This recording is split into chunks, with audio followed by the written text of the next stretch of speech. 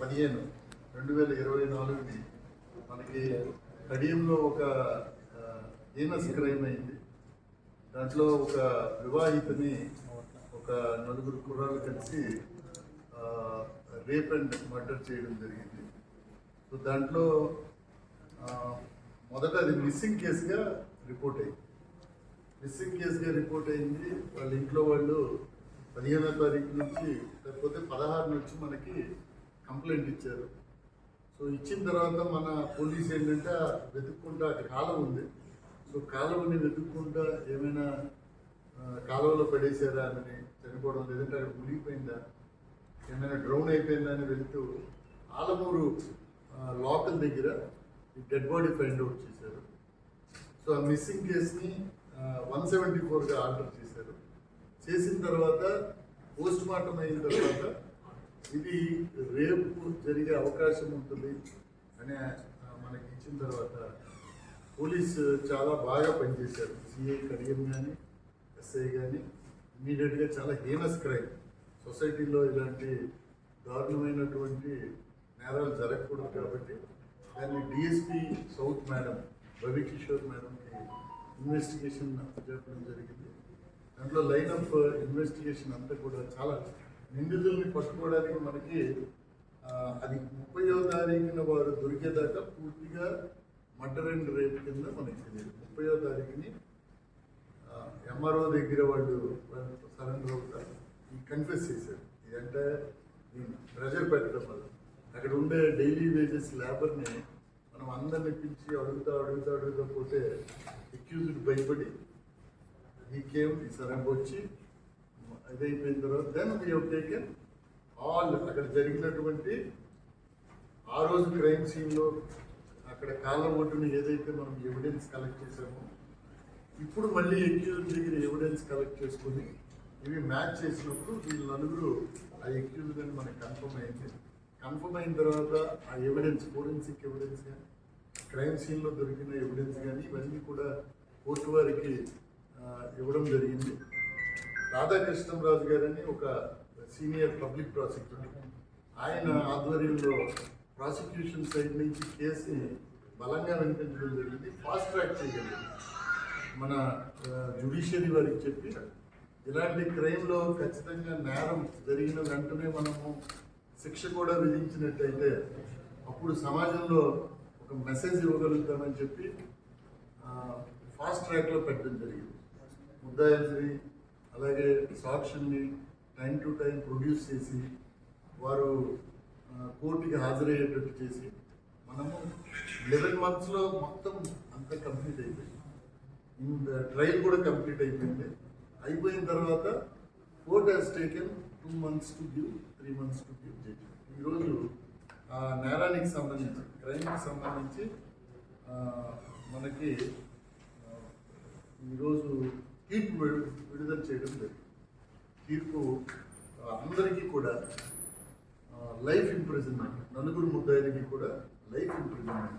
కొత్త బిఎన్ఎస్ చట్టంలో life imprisonment అంటే టిల్ డెత్, వారు చనిపోయేదాకా కూడా వారికి జీవిత ఖైదు విధించడం జరిగింది. ఈ నలుగురు కూడా యంగ్స్టర్స్, తెలియనితనము లేకపోతే విచ్చలవిడితనం వల్ల ఇది జరిగింది.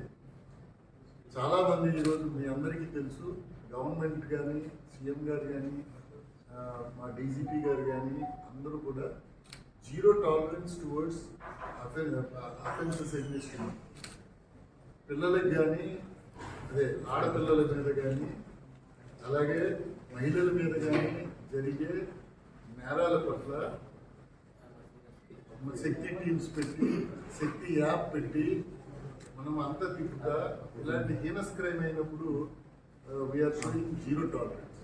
కాబట్టి ఈ కేసు వారికి జీవిత ఖైదు, మరణం దాకా విధించిన కారణంగా మరోసారి సొసైటీలో ఇలాంటి బ్యాడ్ ఎలిమెంట్స్, ఎవరైతే యాంటీ సోషల్ ఎలిమెంట్స్ ఉంటారో లేకపోతే ఇలాంటి నేరం చేసే ఆలోచన కూడా ఎవరికి రాకూడదు. వస్తే వారికి కూడా ఇలాంటి పనిష్మెంట్సే వస్తాయి. ఆల్రెడీ మరొక 2-3 కేసులు ఇలాంటివే ఇంతకుముందు జరిగినవి కూడా, మరొక కేసు కూడా we're keeping it in fast track. So లీగల్గా వారికి ఎంత శిక్ష, ఎంత ఆ శిక్షకు సరిపడే పనిష్మెంట్ ఎంత విధించాలి అనే దాన్ని ఖచ్చితంగా వారికి వచ్చే విధంగా మనం పగడ్బందీ అయిన ఇన్వెస్టిగేషన్ విచారణ జరపడం వల్ల ఇది సాధ్యమైంది. ఈ నలుగురు ముద్దాయిలు కూడా దేవర యేసు, వెలుగుది ప్రవీణ్, దాసరి సురేష్, లోకిన జయప్రసాద్. సో ఇంత చక్కటి ఇన్వెస్టిగేషన్ అంటే చాలా కమిటెడ్గా ఏదైతే zero tolerance towards offences against women దాన్ని ఎటువంటి కొంచెం కూడా డివియేట్ అవ్వాలి. ఎవ్రీ డే డీసీ గారి దగ్గర నుంచి కింద ఐజీ గారు, అలాగే మా జిల్లా లెవెల్లో కూడా ఎవ్రీడే ఏమవుతుంది కేసు, కోర్టు ట్రయల్ ఏమవుతుంది, విట్నెస్ అటెండ్ అయ్యారా లేదా, సో అంత సీరియస్గా పరిశీలి చేశాం. అలాగే పీపీ పబ్లిక్ ప్రాసిక్యూటర్ కూడా అంతే సీరియస్గా ఈ కేసులు తీసుకున్నారు. జ్యుడిషియరీ కోర్టులు కూడా, న్యాయమూర్తులు కూడా చివరికి దీంట్లో అన్ని విశ్లేషణ చేసి వీరికి జీవిత ఖైదు, మరణం వరకు ఇవ్వడం జరిగింది. సో మీ అందరి ద్వారా మరోసారి పబ్లిక్కి చెప్పేది ఏంటంటే మనం అందరం కూడా స్త్రీలను గౌరవించాలి, మహిళల్ని అందరం కూడా చాలా గౌరవంగా చూడాలి. మన ఇళ్లలో అందరిలో ఆడపిల్లలు ఉంటారు. పౌరులందరికీ చెప్పేది ఒకటి, మనందరం కలిసి నేరాలని జీరో డౌన్ చేయాలి. ఎవరైనా నేరం చేసినా ఎలాంటి శిక్షలు పడతాయనేది ప్రజల్లోకి బలంగా తీసుకొని పోవాలి. అదేవిధంగా మీ అందరికీ ఇంకోటి, మన జిల్లాలో పోక్సో కేసులు కూడా తగ్గాయి బికాజ్ ఆఫ్ ది క్యాంపెయినింగ్. రోజు శక్తి టీమ్స్ వెళ్తున్నాయి, పోక్సో కేసులు తగ్గాయి. ఎక్కడైనా అరకొర ఉన్నా సరే వెంటనే వాటి మీద కూడా వెంటనే ఛార్జ్ షీట్స్ ఫైల్ చేసి ప్రతి sub divisional officer they are reviewing these cases. అలాగే ఒక ఇన్స్పెక్టర్ని ప్రత్యేకంగా ఈ పోక్సో కోర్టుకి పెట్టి రోజు ట్రయల్స్ నడిచే విధంగా చేస్తున్నాము. ఇంకో కేసు కూడా, ఇంకో రెండు మీ అందరికీ తెలుసు, మన ఉమ్మూరులో ఒక ఓల్డ్ లేడీ కేసు బస్ స్టాండ్లో, దాంట్లో కూడా శిక్ష వచ్చింది. ఈజ్ ఇన్ జైల్, ఉమ్మూరులో బస్ స్టాండ్. నౌ అదేవిధంగా ధవళేశ్వరంలో ఒక ఇద్దరు అమ్మాయిలు తీసుకెళ్ళి చెన్నై అంతా తిప్పుకొని వచ్చిన ఒకడు ఉన్నాడు. వాడు ఆల్రెడీ జైల్లో ఉన్నాడు, నేరం అనుభవిస్తున్నాడు. మన దాంట్లో కూడా అది ఆల్మోస్ట్ జడ్జ్మెంట్ లెవెల్ తీసుకొచ్చాము, దాంట్లో కూడా జడ్జ్మెంట్ వస్తుంది. సో దేర్ ఆర్ సమ్ కేనస్ రేపు మన రాజమండ్రిలో ఇటీవల అయింది, దాంట్లో కూడా ప్రాపర్ ఇన్వెస్టిగేషన్ తీసుకొచ్చాము, దాంట్లో కూడా సరైన శిక్ష పడే విధంగా చేస్తాం. కాబట్టి ఆనరబుల్ సీఎం గారు, ప్రభుత్వం, మా డీజీపీ గారు, అలాగే మేము అందరం కూడా మీతో పాటు ప్రజలు కూడా అందరం కూడా మహిళల నేరాలని నియంత్రించడంలో ఖచ్చితంగా మనం ముందుండాలి. ప్రివెన్షన్కి సంబంధించి శక్తి టీమ్స్ అన్ని తిరుగుతున్నాయి. శక్తి టీమ్స్ కూడా జిల్లాలో ప్రతి సబ్ డివిజన్ కూడా పెట్టాము. జిల్లా టీమ్స్ ఒక 2 తిరుగుతున్నాయి, చాలా బాగా తిరుగుతున్నాయి, అవి బాగా ఎఫెక్టివ్గా పనిచేస్తున్నాయి.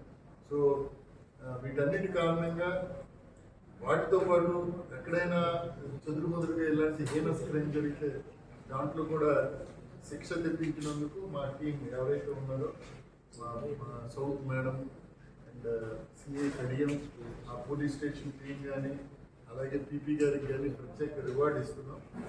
సో ఇక మీదట కూడా ఎటువంటి హీనస్ క్రైమ్కి పాల్పడినా సరే వారందరికీ కూడా ఇలాగే శిక్ష విధించే విధంగా ఇన్వెస్టిగేషన్ చేస్తాం.